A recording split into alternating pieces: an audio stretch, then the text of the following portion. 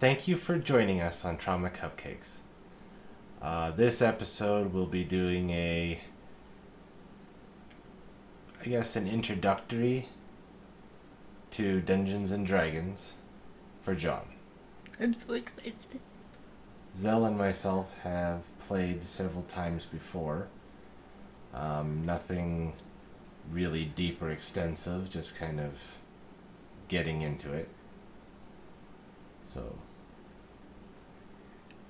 Sounds good. I'm so excited for John. I mean, I know he's. I would say, what? You're excited, John, or are you a little apprehensive? I mean, I don't really know. I don't know what I'm doing. You know what Uh I mean? huh. It just sounds fun. Mm-hmm. I like smashing things, so it should be interesting. I'm a D&D virgin. Are you ready to wreck him? Oh, yeah. probably. I'm gonna get ruined. Alright, so I guess where we'll start is most adventures are known to have a central collective point where all the players will connect. We start in a grassy field. There's 4 of you.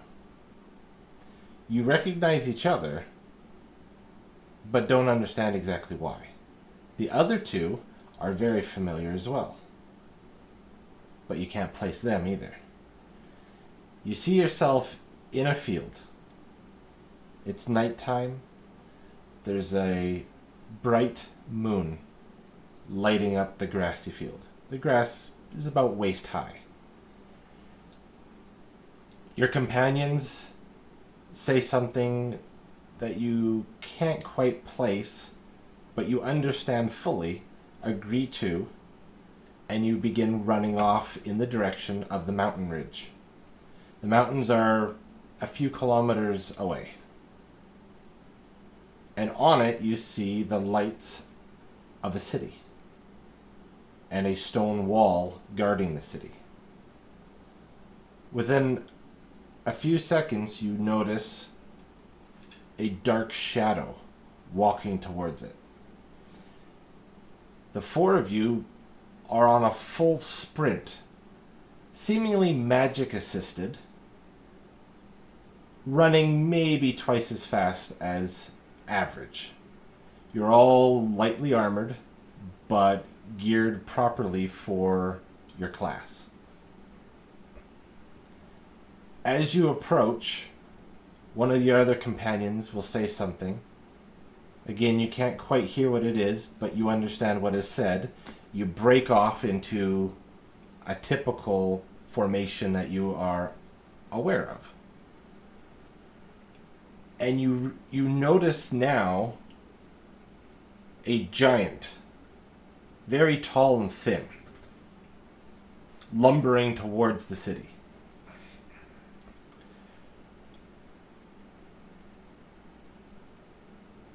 One of the companions, not of the 2 of you, you see bolt up from the ground onto the calf of the giant. It's the rogue.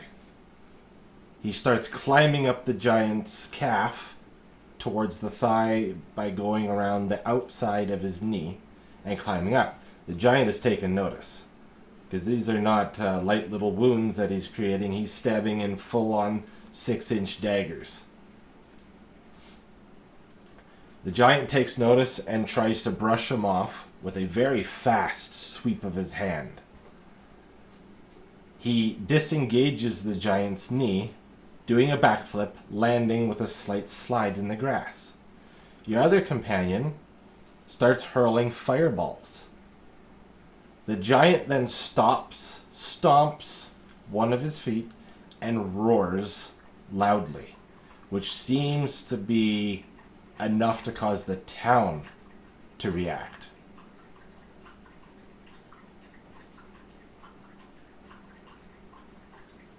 The 2 of you then begin to engage as well for your positions and roles. a full-on fight with this giant occurs. The giant's swinging his arms back and forth, stomping on the ground, getting very agitated. He seems to pause, despite taking damage, and almost steady his mind. He then sees the rogue doing another climbing attempt and swats him on his leg and splatters him everywhere like a fly. Uh-oh. Then, seeing the caster starting to hurl fireballs, was not happy with this. He did a fake stomp to get the caster to move in the direction it wanted and slapped the ground, splattering him all across the ground. Leaves just the two of you now. You decide to disengage to reposition for the fight. But it was intent on getting both of you. It grabs Zelmora with a hand, holds her up and stares at her deeply in the face with a growl. Then backhands John, killing him instantly and crushing you to death. Everything fades to black. You both bolt up in bed, wondering what the hell that dream was. It was the worst nightmare you've had. Your heart's racing, you're sweating, the birds are chirping in the window, and it's a beautiful morning. But something has lingered on the edge of your soul, that was not a normal dream. For some reason, the course of that day didn't really ever sit well. That dream, nightmare, lingered. So you both, not being together at this time, decided to venture to the local tavern to see if you can find information. Because there's just things that you had questions for, but you needed answers. Now, you two are at the same tavern, looking for information, and you both sit down at the same time at the barkeep. Do I know him? No, you don't know each other yet.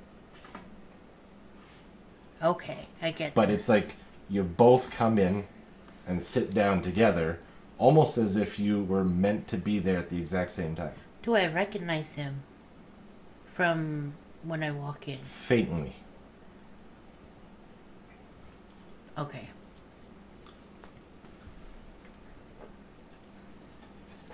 I guess, so we're both sitting at the barkeep. Yes.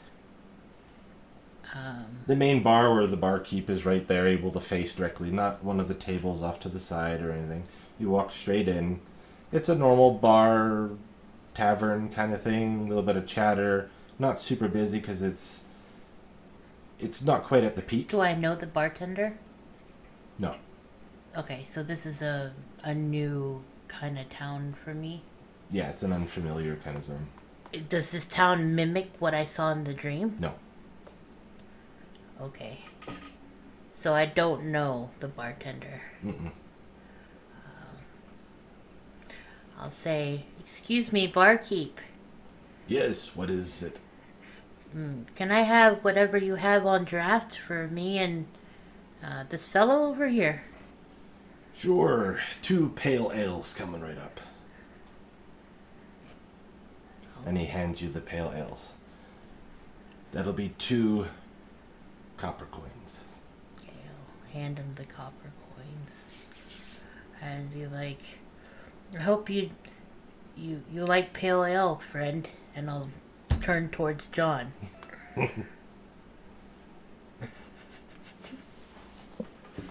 Nope. Nope. I'm not drinking that. I don't know you. Very well, more for me.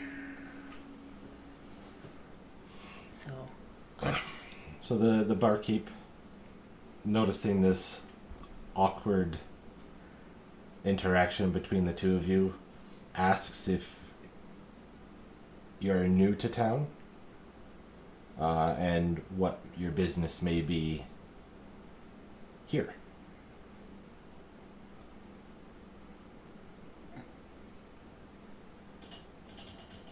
And is he asking both of us at the same time? Yeah, he's just kind of gesturing to the two of you that are sitting next to each other. One's looking at the piss in the cup, and you're I don't I'm know. looking at this weirdo who just walked in, offered me a beer. And then I gotta tell the barkeep, I have no idea where I am. I woke up from a nightmare. I'm here. Some crazy person just tried to give me a beer. I don't know what's happening. I've had a weird day. Well, that's funny.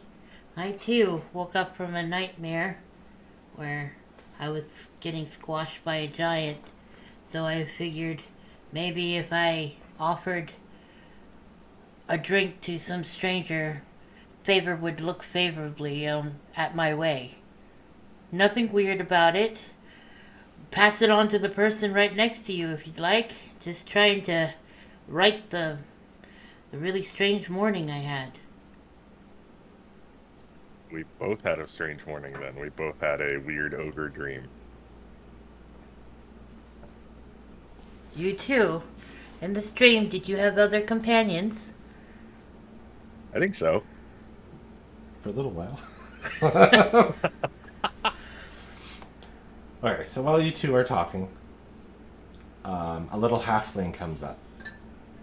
And he's exhausted, kind of out of breath. And he sits down to the left of John. And he looks over his shoulder, then he looks across the room, then he looks over his shoulder again, and he lets out a breath. And he looks over his shoulder again, and then he flags the barkeep and gives some hand gesture that you're not familiar with. And the barkeep comes over with this black alcohol.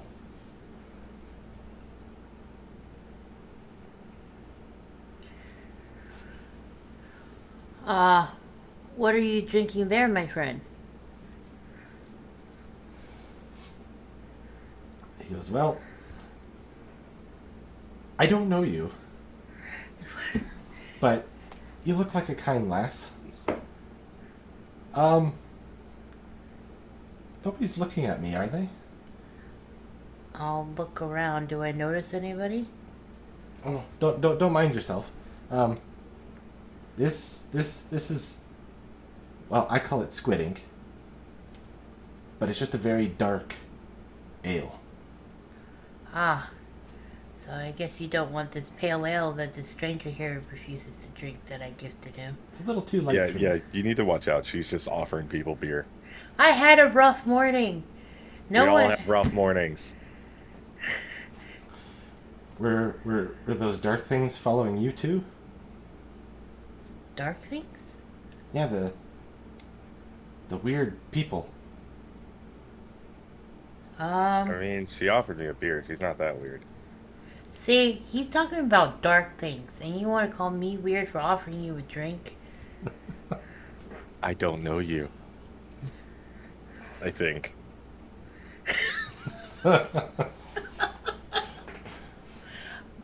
Maybe that's why I got you a drink, because you seemed familiar. I don't know about that lady. So now the halfling has finished, well, 80% of his drink. He leaves a little puddle in the bottom. And he gets himself down. He stumbles and kind of wobbles on his feet a little bit, and he goes, oh, hit me a little harder than I thought it would. And he begins to leave. And as he leaves, the tavern door opens. He makes this squeaky squeal sound and runs and jumps out a window. Well, you don't see that all the time. No. You thought I was weird. Yep, nope. You got downgraded. 2 humanoid characters walk in through the door, dressed completely in black. You'd almost swear that they were bandits.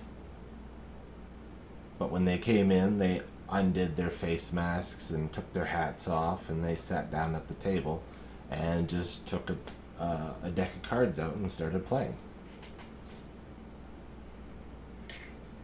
Can I use detect evil? The detective? Sure. Okay. I use detect evil. There's evil abound, but nothing here. Okay. Hey, lady. Yeah. Didn't that short dude say that he was looking for black cloak things, chasing him? He did, in fact, and jumping out of the window would suggest these are who he was speaking about. I regret not taking that beer now. But they're just playing cards? Yeah. Are they close to us? Oh, 20 feet away. Hmm. First Mighty. table in from the door. About 20 Okay, feet away. barkeep. I gotta know who the hell's the short guy? What's with the people behind us? The dark robed people, are you asking? Yeah, I'm asking the barkeep. Like, who was Yeah. the short dude? Who's the robed people? The short man I have never seen. The robed people, they tend to work around the mines. Those two specifically are guards to the mines. A lot of people figure they're bandits because of the face masks and the hats, but those are required in the mine to not suffocate and to keep the debris out of your eyes. Is this a coal mine? They have found an assortment of materials in that mine. Primarily coal, but they've also found some copper. Oh. And then the odd gem that they may come across as well. Have you ever interacted with these two? Not directly, other than ordering drinks. Are they pleasant? Yeah, for the most part. That gnome is racist. You've never met that halfling guy. No, I have not seen him. I think that guy stole something.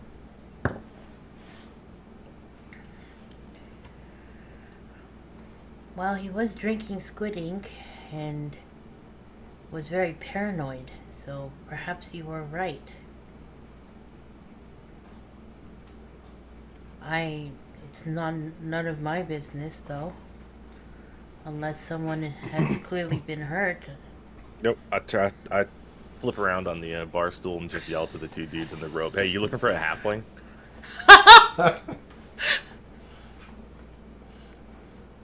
They kind of look around behind them and point to themselves. Yeah, you two. Halfling. Small guy. Drinks ink.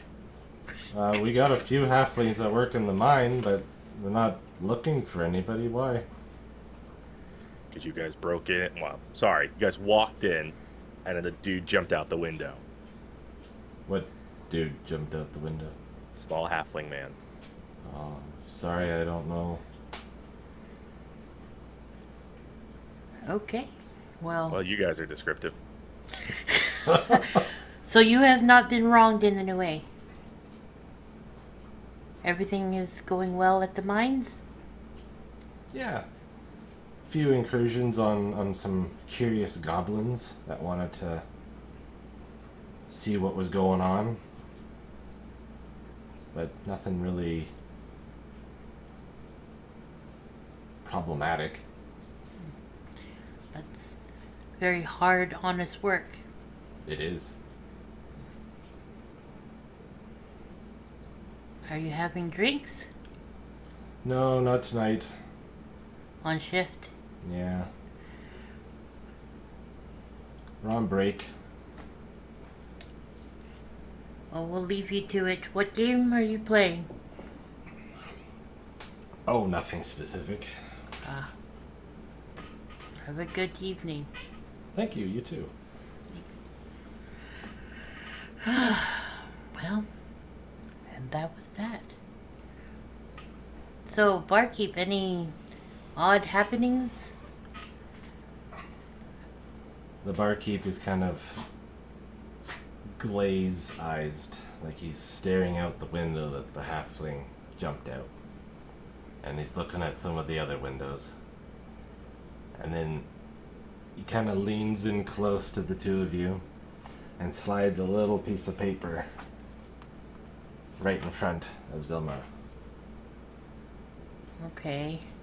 I'm going to... And then he goes back to cleaning a cup a couple feet away. slowly look and see what the note says. The note says, if you're interested about your dream, come outside and talk to me. I'm going to quietly look at the guy who thinks I'm crazy and pass him the note. What are you giving me? Okay. So I guess we're gonna go outside. Yeah, let's go outside. Just kind of nonchalantly walk outside. Alright, so you head out the front door, I'm assuming? Yeah. I head out through the window. That's the same window. Okay, so both of you don't see anybody waiting for conversation. It's just the usual people walking around, heading home for the evening, or heading to the tavern.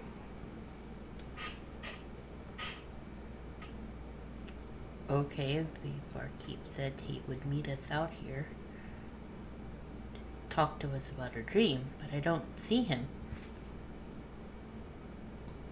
He get lost in his own bar. It's because he went out the window. It was open. So we don't. Is the barkeep?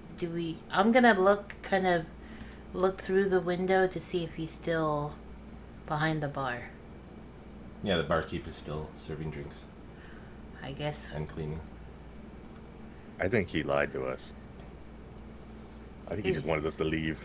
Alright, so through your confusion, you hear a psst, hey, from the back of the tavern in a dark corner. No. I'm sorry, hold on. I heard someone said hey in the tavern? Nope, outside. Oh, outside the tavern. Okay. Was it a familiar voice? No, So it doesn't It's- sound like the barkeep. a bit deeper. Well, seems like somebody's hailing us in a dark corner. I'm not sure if that's such a wise idea, but the curiosity has gotten the best of me. So, Ladies first. I'm going to rest my hand on the pommel of my sword and just slowly walk towards the voice. What is your name, by the way? What's your name? Zelmara. Well, hello, Zelmara. I'm Raliqer. Well, I guess I'll go ahead and go first. Yep, nope, you go right ahead. I got your back. So, we walk towards it. Okay, so you go to the dark corner where you heard the I don't know, beckoning. Mm-hmm. And for you, Zelmara, the figure is about as tall as you are, maybe a little taller. But for John, it is at least 2 feet taller because he's a wood elf. Now, you notice that he is half orc. He's got his arms crossed and he's leaning against the wall in the back, right around the corner. Almost to the point of potentially startling anybody who comes around the corner. But he's not intentionally doing so. With him being there, his focus immediately, or your focus immediately is drawn up to him. And that's when the voice comes down from around his waist. The halfling's there. Oh, for a He's second. he's not just two halflings in a trench coat.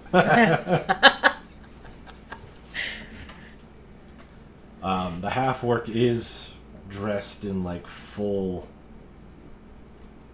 black. I'm not sure how to describe it. Maybe like bandit attire, but not ragged bandit attire. It's like clean, precise, almost like what a rogue or an assassin would wear. Mm-hmm. And the halfling comes out from around him and says, "You two should not be discussing the dream so much. It'll cause problems." How can dreams cause problems? How can me and Lulufer have the same dream? People are seeking, dark people are seeking those who have that dream. Why? I have yet not discovered that reason.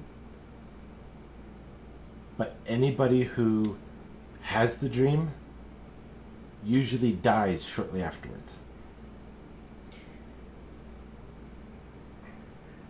And why were you avoiding the two workers of the mine? No, I wasn't avoiding those ones. I'm talking about the other dark figures. The ones with no faces. You only drink squid ink, right? What do you take me for? A crazy guy. Ah. Well, either way. He jumped out of a window. Absolutely. Either way, you'll either be dead tomorrow morning, or you'll rise up to the challenge and fight back against what is trying to kill you. Have you met anybody yet who's been able to fight back? Sadly, no. What are we fighting? We're not really sure. Forces of darkness, you could say. So where do we go from here? I'll give you a map with a marked location. It's north of here. A few days walk, maybe. If everything turns out well, you'll reach your destination, and we'll be able to discuss more about it there. But until then, we're going to try and draw the trail of the faceless dark ones, whatever you want to call them, away from the two of you. Why are you helping us? I can't discuss that right now. Well, it's not Lou, safe. I don't know who's listening. I don't know who's watching us.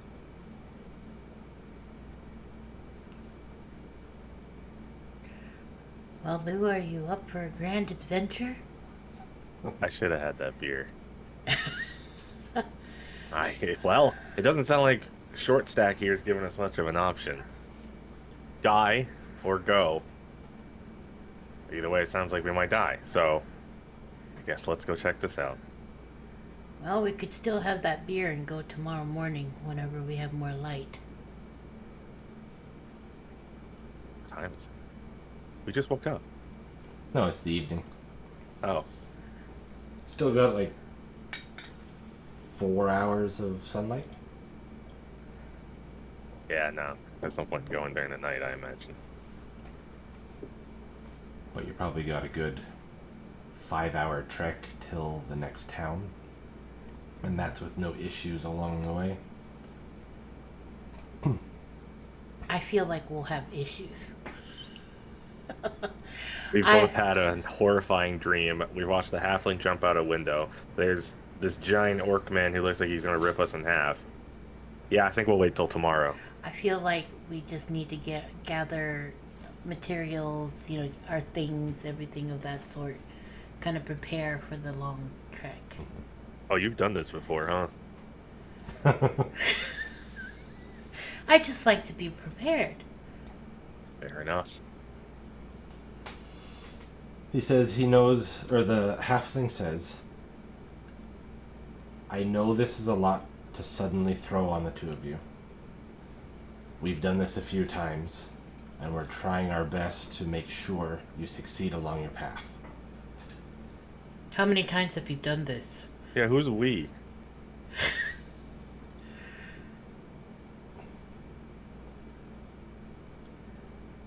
Our organization Uh-oh.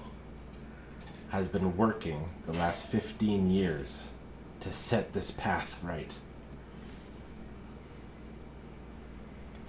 Now, just north of here, outside of town, I've marked it on your map as well with a little red dot, is a chest just buried under the dirt. It'll have your general supplies for traveling. No food, because I put it there a couple weeks ago. But it'll give you the supplies of rope, certain metal components for whether you want to make a grappling hook or sharpening your tools. You have some whetstone. And it should be able to provide enough to get to the next town. So we just need our daily rations, provisions of that sort. Well, I have no other solution to getting away from this dream because it was horrifying. I need to put an end to this.